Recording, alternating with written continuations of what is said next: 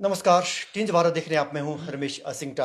हिमाचल प्रदेश में जल प्रलय जैसे हालात बने हुए हैं। हिमाचल में हाहाकार मचा हुआ है। एक तरफ से बारिश ने तांडव मचा रखा है, दूसरी तरफ से अब हिमाचल जल जनित रोग की चपेट में है। हिमाचल प्रदेश के कई हिस्सों में, खासतौर पर मंडी के जोगिंद्रनगर क्षेत्र में सैकड़ों मरीज सामने आ रहे हैं, इससे ग्रस्त हो रहे हैं। ये वाटरबोर्न डिजीज क्यों फैलता है, कैसे इसकी रोकथाम की जाए, क्योंकि बरसात में हिमाचल प्रदेश में इससे बड़ी संख्या में मौतें होती है। इसके अलावा स्क्रब टाइफस भी हिमाचल प्रदेश में जैसे ही बरसात शुरू होती है फैलना शुरू हो जाता है। मरीज आने आईजीएमसी में, सबसे बड़े जिसको मिनी पीजीआई भी कहा जाता है, नामी स्वास्थ्य संस्थान है, वहाँ पर आने शुरू हो जाते हैं। इन्हीं तमाम मुद्दों पर बातचीत करने के लिए आज हमारे साथ मौजूद है आयुर्वेद के जाने माने विशेषज्ञ डॉक्टर विजय वर्गीय साहब। वर्गीय साहब, आपका टिंज भारत में बहुत बहुत स्वागत। जी शुक्रिया शुक्रिया सिंगटा जी, शुक्रिया। जल जनित रोग की चपेट में हिमाचल आ गया है। हालांकि ताज़ा मामले जोगिंद्रनगर से सामने आए, लेकिन हिमाचल प्रदेश के दूर दराज इलाकों में बरसात के दिनों में ये जल जनित रोग बहुत ज़्यादा फैलते हैं। तमाम सावधानियों के बावजूद, एहतियात बरतने के बावजूद, एडवाइजरी जारी करने के बावजूद ये रोग फैल रहे हैं। क्या, कैसे इनकी रोकथाम हो सकती है?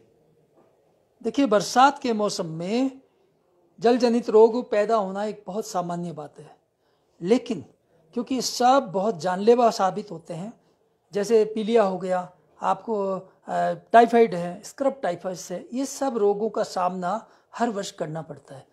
तो हमें इसके लिए सबसे पहले एहतियात कुछ बरतने चाहिए, जिससे कि ये पीलिया और ये इस तरह की जो टाइफाइड इत्यादि रोग हैं उसमें हम लोग रोगों से बचें। Prevention is better than cure. तो ये क्योंकि जल जनित रोग हैं, पानी से इनका सीधा संबंध है, तो पानी सबसे पहले दूषित होता है। पानी जब दूषित होता है और हम उस दूषित पानी का सेवन करते हैं। थोड़ा रोकना चाहेंगे, पानी से आजकल डर लगता है। जब बरसता है, रात को बरस रहे हैं, तो फिर आपदा आने का खतरा रहता है। पानी जो मटमैला पानी है, उससे हमारे सेहत पर सीधा कुप्रभाव पड़ रहा है। ये पानी जो है, शुद्ध पानी का सेवन करना बहुत जरूरी है। मैं ऐसे तरीके बताता हूँ, आयुर्वेद में ऋषियों ने ऐसी बातें बताई हैं कि पानी को हम कैसे शुद्ध कर सकते हैं। तो एक शारंगधर संगीता नाम का ग्रंथ है। आप सीधे सीधे बरसाती पानी का सेवन नहीं करें, उसको पीना नहीं चाहिए। आपको क्या करना है कि पानी को उबालिए। आप यदि 1 लीटर पानी है, उसको धीमी आग पर उबालिए। उबलते उबलते जब वो आधा बचे तो उसको थोड़ा ठंडा होने पर उसका सेवन करें। आप इस प्रकार से इस पानी को अपने परिवार को सेवन कराएं। और आप एक और प्रयोग कर सकते हैं। आप किसी प्रकार का मिट्टी का कोई ऐसे मिट्टी को गर्म कर लें, मिट्टी के टुकड़े को आप चूल्हे में गर्म कर लें। उसको गर्म करके भी यदि आप पानी में बुझा देते हैं और वो उस पानी का सेवन करते हैं, वो भी आपको अमृत के समान लाभ देता है और वो सुरक्षित हो जाता है। एक प्रकार से निर्जीवाणुकृत प्रक्रिया हो गई। संक्रमण से वो पानी बचाव करेगा और वो संक्रमण मुक्त हो जाता है। अब ये पीलिया है, वायरल है, तो इसमें क्या है कि गलती क्या करते हैं हम लोग, बावड़ियों की चीज़ें पानी पीते हैं। बावड़ियों का पानी है वो अब से सुरक्षित नहीं है, तो वायरस का संक्रमण हो जाता है। गाँव के गाँव इसकी चपेट में आ जाते हैं। पीलिया जो है, जब पानी इस तरह से दूषित होता है, आपने ये कहा कि जैसे बादल फट रहा है, तो निश्चित रूप से वो सारा ही पानी दूषित हो गया उस क्षेत्र का। तो उससे हमें हर हालत में उस पानी से बचना है। हमें उबला हुआ पानी पीना है, आरओ का पानी पीना है। जहाँ ये सुविधा नहीं हो, आप हर गांव में चूल्हा सब जगह है, पानी बिना उबाले हुए आप पानी पीना ही नहीं है। ये संकल्प कर लिया जाए तो हम पीलिया और टाइफाइड जैसे जटिल रोगों से आप खुद का और अपने परिवार का निस्संदेह बचाव कर पाएंगे। पानी कितने मिनट तक उबालना है? क्योंकि पानी कई लोग गर्म पीते हैं, लेकिन थोड़ा कोसा पानी पीते हैं, तो उसको जब तक, कब तक, उसको कितने मिनट तक गर्म करना है? जो लोग कर सकते हैं, स्थानीय लोग इसको कर सकते हैं। कम से कम 5 मिनट पानी को उबालिए। 5 मिनट में पानी उबलने लगता है। वैसे ज़्यादा समय कर सकते हैं। 1 लीटर का जब आधा लीटर बचे तो इसको कहते हैं अर्धावशिष्ट जल, आधा बचा हुआ पानी। ये शारंगधर संगीता में लिखा है कि इसको यदि आप सेवन करेंगे तो इस तरह के बहुत सारे रोगों से आपका बचाव होगा और वो पानी पूरी तरह से सुरक्षित हो जाता है, उससे दोष मुक्त हो जाता है, निर्मलीकृत हो जाता है, निर्मलता आ जाती है उस पानी में। और सबसे बड़ा फायदा क्या है, वो पानी अपनी तासीर में हल्का हो जाता है। लघु और सुपाच्य हो जाता है, शरीर जल्दी हजम करता है। इसलिए बरसात के मौसम में यह हमें विशेष रूप से ध्यान रखना है पानी का। पीलिया आजकल भी फैला, पीलिया जोगिंद्रनगर क्षेत्र में पीलिया के ही मामले सामने आ रहे हैं। जी जी। तो उसके लक्षण क्या है और लोग कैसे बचाव करें? लक्षणों की बात तो मोटे तौर पे बात करें, पीलिया जो है पीला हो जाता है, नाखून पीला हो जाएगा, मल पीला हो जाएगा, आंखों का जो स्क्लेरा ये पीला हो जाएगा, आंखों में पीलापन आ जाएगा। ये मोटे तौर पे हम पहचान जाते हैं। और बड़ी थोड़ी और गहराई में बात करें तो पीलिया के रोगी को भूख बंद हो जाती है, उसका पाचन संस्थान बिल्कुल डिस्टर्ब हो जाता है, उसको कब्ज की शिकायत हो जाती है। ये कुछ लक्षण आता है पीलिया रोग में। तो इससे हम पहचान सकते हैं, सुस्ती रहेगी, किसी काम को करने की उसका मन नहीं करेगा, ये सारे लक्षण पीलिया से जुड़े हुए हैं। तो उसमें क्या करना है आपको, पीलिया में जो आजकल जो कारण मैं देख रहा हूं, बाजारू फल सब्जियां, सावन साग भादो दही क्वार करेला कार्तिक मही। आयुर्वेद के ऋषियों ने कहा कि सावन के महीने में भूल कर भी हरे पत्तेदार सब्जियों का सेवन नहीं करना चाहिए। पालक है, मेथी, इनका सेवन नहीं करना चाहिए। पतीड़ होता है, पतीड़ का सेवन भी ज्यादा नहीं करना चाहिए, क्योंकि सावन में साग निषेध है। सावन साग भादो दही, भादो में दही का निषेध है, दही अगले महीने नहीं खाना। हम गलती क्या करते हैं कि हम सावन में साग खाते रहते हैं, हरी पत्तेदार सब्जियां खाते हैं, वहीं से ज्यादातर संक्रमण आता है, वो दूषित होती है, उसमें कई बार वायरस का संक्रमण होता है और हम उसको खा लेते हैं, उसको बिना पकाए। आपने बहुत बड़ी बात आपने कही है कि हम सावन के महीने में साग ना खाएं। हाँ नहीं, साग निषेध है। सावन साग भादो दही क्वार करेला कार्तिक मही 12 महीने के हिसाब से है हमें, क्योंकि सावन और भादो चल रहे हैं। इसकी गणना चातुर्मास में की गई है, 4 महीने चौमासा। बड़े चौमासा को बड़ा कठिन माना गया, इसमें तपस्या करनी चाहिए। खाने पीने का आप पूरा संयम रखिए, खाए पिए समय पर और समय पर सोए, जीवन में संयम करे, रुग्ण काहे को होए, बीमार आदमी पड़ेगा नहीं। सावन का नियम क्या है, सावन में अग्नियां पेट की मंद होती हैं पानी के कारण, पानी कच्चा होता है, उसके कारण हमारी पेट की अग्नि मंद पड़ जाती है। इसलिए कहा सावन में दूध नहीं लेना चाहिए, सावन में मिठाइयां नहीं खानी चाहिए, बहुत सारी चीजें सावन में। पत्ता तो क्या खाएं? मिठाई नहीं खानी, दूध नहीं पीना, आपको सब्जी नहीं, मैं उस विषय पर आ रहा हूं, क्योंकि संक्रमण से आपको बचना है। तो आपको क्या है कि सावन के महीने में तली भुनी चीजें, सब्जी में जैसे पत्ता गोभी, फूल गोभी, इनका सेवन नहीं करना चाहिए। कंद मूल जो धरती के नीचे पैदा होते हैं, उनका भी सेवन करने से बचना चाहिए। शास्त्रों में ये स्पष्ट शब्दों में लिखा है, नहीं हमें इनसे बचना चाहिए। रात के टाइम सावन के महीने में दालें नहीं खानी चाहिए। बेसन, कढ़ी, अरबी, राजमा, भिंडी, दही, मूली, खीरा, जमीकंद, ये निषेध है चौमासे में। सावन में तो विशेष रूप से निषेध है। और कोल्ड ड्रिंक्स वगैरह नहीं पीनी चाहिए। ऑनलाइन हम ऑर्डर कर देते हैं, फास्ट फूड आया, फास्ट फूड संक्रमित है, आप कैसे खा सकते हैं? Pizza, hot dog, burger, momos, chowmein, spring roll, ये सब ऑर्डर करते हैं और हम खाते रहते हैं। तो वो क्या है, जीभ का लालच, ये सारा, ये सब जल जनित रोगों की जननी है। और दूसरा कारण क्या है, बाजारू चीजें, बाजारों में समोसा कचौरी, मक्खियां बैठ रही हैं, संक्रमित है, पानी दूषित है। वही पानी वहां पर आपको आरओ का पानी थोड़ी पिलाया जाएगा। गोलगप्पे आप खा रहे हैं, वो पहले देख लीजिए वो पानी कहाँ से, उसका सोर्स क्या है। पानी हो सकता है वो, गोलगप्पे बहुत ज्यादा आजकल भी चलन है। बरसात में भूल कर भी गोलगप्पे, चौमासे में तो मेरा लोग सबको सलाह है कि गोलगप्पे इनको पानी से जो बनता है उसको भूल कर भी सेवन नहीं करें, क्योंकि जरूरी नहीं है कि वो आरओ में ही बनाया गया, आरओ नहीं डालता। व्यावसायीकरण के इस दौर में आरओ का पानी थोड़ी प्रयोग में होगा।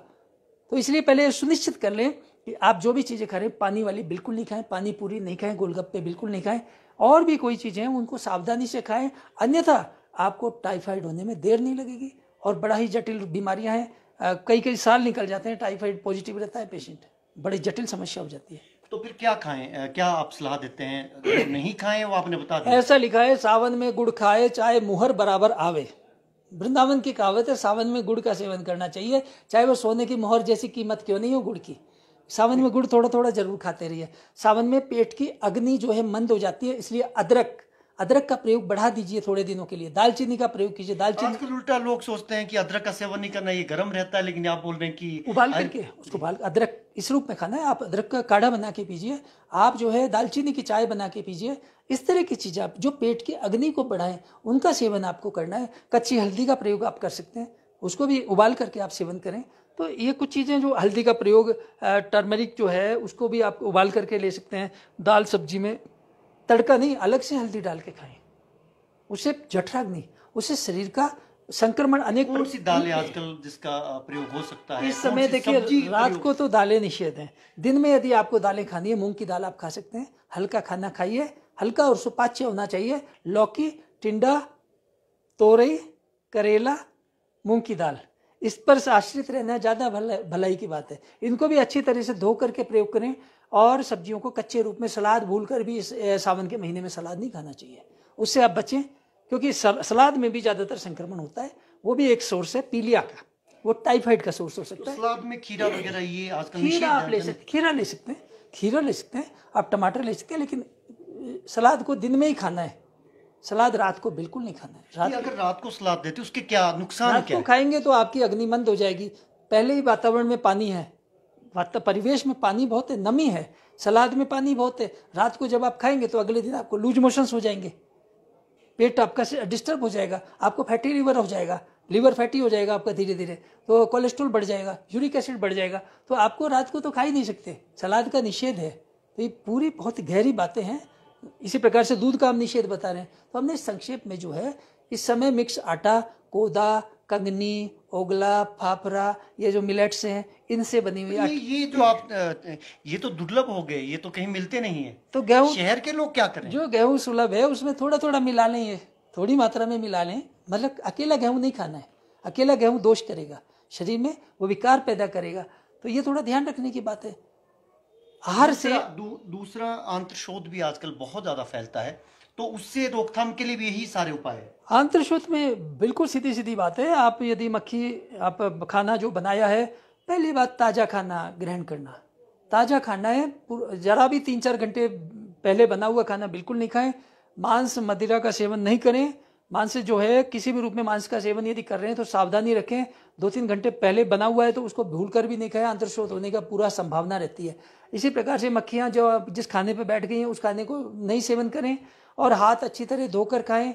हाथों से संक्रमण बहुत फैलता है, हाथ मिलाने से भी हमें बचना चाहिए। जैसे कोविड टाइम में था, हम लोग बचते थे, उस सब का हमें अनुकरण करना चाहिए, क्योंकि होता यही है कि हमारा संक्रमण वो फैलना नहीं चाहिए, एक से एक व्यक्ति से दूसरे तक नहीं जाना चाहिए। अब मैं आपको बताता हूँ, और हम साधारण बात करें, बीमारी फैल गई, अब आप कह रहे हैं टाइफाइड फैल गया, तो ये पीलिया जोगिंदर नगर में फैला है, तो पहली बात है मैं कहूँगा उबला हुआ पानी पिए। दूसरा है कि पुदीने का रस गर्म पानी में हो, पुदीने को उबाल कर सेवन करें। पुदीना पाचन का काम करता है, आयुर्वेद की महान औषधि है, जिससे डाइजेस्टिव सिस्टम को ताकत प्राप्त होती है। छोटी इलायची का प्रयोग कर लें, छोटी इलायची का सेवन आप चबा कर खा लें, पाचन तंत्र को शक्ति मिलती है। प्याज का प्रयोग बहुत अद्भुत लाभ देता है। पुदीना, अनारदाना, प्याज, इनकी चटनी बनाकर सेवन करें। लेकिन पुदीने को बहुत अच्छे से धोना जरूरी है, पुदीना संक्रामक हो सकता है। स्वच्छ स्थान से आपको पुदीना लेना है, क्योंकि हरी पत्तेदार में आ जाता है ये, लेकिन उसका सावधानी से गर्म पानी में अच्छे से साफ करके फिर उसको पुदीने में डालें। अदरक डालें, अनारदाना डालें, प्याज का सेवन ज़्यादा करें, तो उससे आपको पीलिया और टाइफाइड और आंत्रशोथ जैसे रोगों से आपका निश्चित रूप से बचाव होता है। इसी प्रकार से, हालांकि इस मौसम में छाछ का सेवन दिन में थोड़ा बहुत कर सकते हैं। छाछ में क्या है, सीधे सीधे छाछ का सेवन नहीं करना है, उसमें हींग और आप उसमें थोड़ा सा तड़का देख करके, हींग, लहसुन और इस तरह से काली मिर्च इत्यादि का तड़का देख करके उसका सेवन करें। और मूली का सेवन बड़ी सावधानी से करना है। यदि पीलिया फैला हो तो मूली का रस दिया जाता है, मूली के पत्ते इस समय सेवन नहीं करने हैं। सिर्फ मूली को अच्छे से छील करके, अच्छे से धो करके उसको दिन में थोड़ा आप खिला सकते हैं। तो अगली बात क्या है कि, तो इतनी चीज़ें आप घरेलू तौर पे कर सकते हैं। पीलिया फैल ही गया तो आपको नमक कम खाना है, फैट्स का प्रयोग कम करना है, घी तेल का कम करना है, तड़का भी घी में, थोड़े से घी में तड़का देना है पीलिया के रोगी को। और उसमें जो है मेन बात तो यही है कि खाने का जो है रोस्टेड चीज़ें, पीलिया का रोगी है तो उसको रोस्टेड चीज़ें खिलाइए। भुने हुए चने, भुने हुए चावल के मुरमुरे आते हैं, खीलें आती हैं, आपको आजकल बाजरा, ज्वार सब भुने हुए रोस्टेड मिल जाते हैं, आप उसका सेवन कीजिए, नियमित रूप से उसका सेवन करें। और पीलिया एक बार हो गया तो उसको बड़े ही देख करके, यदि ज़्यादा फैल गया, ज़्यादा उग्र रूप में है, यदि बिलिरुबिन ज़्यादा हो गया है, बहुत ज़्यादा, तो आप उसमें आप औषधियों का आपको दाखिल भी होना पड़ सकता है। घरेलू तौर पे आप इसको प्रिवेंट कर सकते हैं, और एक सीमा तक आप इसको प्रिवेंट करेंगे, क्योंकि मारक साबित होता है कई बार। उस समय मैं सलाह दूंगा कि किसी चिकित्सक की सलाह अवश्य लें। और पीलिया होने के बाद भी कम से कम 3 महीनों तक उबाल कर ठंडा किया हुआ पानी पीना चाहिए, अन्यथा पीलिया का असर जीवन भर लीवर पर रहता है। और जब आप उबाल करके ठंडा किया हुआ पानी पीते हैं तो आपको ये असर कम हो जाता है। एक हमारे औषधि है, उसको कहते हैं कुटकी, कुटकी नाम से पंसारी के पास मिलती है। इसका पाउडर औषधि विक्रेताओं के यहाँ मिल जाता है। तो कुटकी का चूर्ण और त्रिफला, हरड़, बहेड़ा, आंवला, इनका पाउडर यदि आप 1-1 ग्राम मिला करके सुबह शाम लेते हैं तो आपको पीलिया से मुक्ति होने में बहुत जल्दी मुक्ति मिलती है। बहुत ही चमत्कारिक प्रयोग। उबला हुआ पानी फिर उसको ठंडा होने दिया, ठंडा, थोड़ा ठंडा होने दें। तो मुख्य क्या है कि गर्म चीजें पीलिया में निषेध हम कर देते हैं। कढ़ी, अरबी, राजमा, भिंडी, ये चीज़ें थोड़ी गर्म होती हैं, इनको हम पीलिया रोगी के लिए अच्छी नहीं मानते, तो वो थोड़ा सा प्रयोग हम कम करा देते हैं। तो इस तरह से आप पीलिया को थोड़ा मैनेज कर सकते हैं। पीलिया में कुछ फलों का सेवन आप कर सकते हैं। मैं फलों का भी बता देता हूँ। फलों में जो है जैसे फलों में इस समय अनार है, अनार का सेवन पीलिया रोगी को आप करा सकते हैं। इसी प्रकार से यदि एक बीमारी जो टाइफाइड की आप बात करें, टाइफाइड किसी को हो गया तो उनके लिए मैं एक घरेलू प्रयोग बता देता हूँ। हिमाचल के लिए बहुत ही आसान है, बहुत ही अचूक है। टाइफाइड के रोगी क्या होता है, विडाल पॉजिटिव आ जाता है और वो नेगेटिव आने का नाम नहीं लेता है। उसके लिए आपको क्या, एक औषधि है यहाँ पर होती है, उसको कहते हैं हर्ब है, उसको पुटकंडा, आयुर्वेदिक औषधि है, पुटकंडा कहते हैं, हिमाचल में इसी नाम से जानते हैं। और कुछ जगह इसको लट जीरा कहते हैं, कुछ जगह अपामार कहते हैं। तो आप इसको गूगल पे देख लें। इसकी जड़ का टुकड़ा लेना है, इतना 1 उंगली के पोर जितना, इतना ये लेना है। और इसमें 1 ग्राम सौंठ, 2 लौंग और 2 तुलसी के पत्ते कुंडी में थोड़ा कूट लीजिए और उसको 1 गिलास पानी में उबालिए। इन सब चीज़ों को उबालिए। उबाल करने पर जब ये आधा जल जाए पानी, तो उस पानी को सवेरे पिलाएं, उसी पानी को दोबारा बनाएं, शाम को पिलाएं। रोगी को लगभग 5 दिनों तक सेवन कराने से टाइफाइड का जो आंतों पे असर हुआ है, विडाल पॉजिटिव आ रहा है, बुखार हो रहा है, वो सारे लक्षण रोगी के शांत हो जाते हैं और रोगी जीवन भर के लिए टाइफाइड से मुक्त हो जाता है।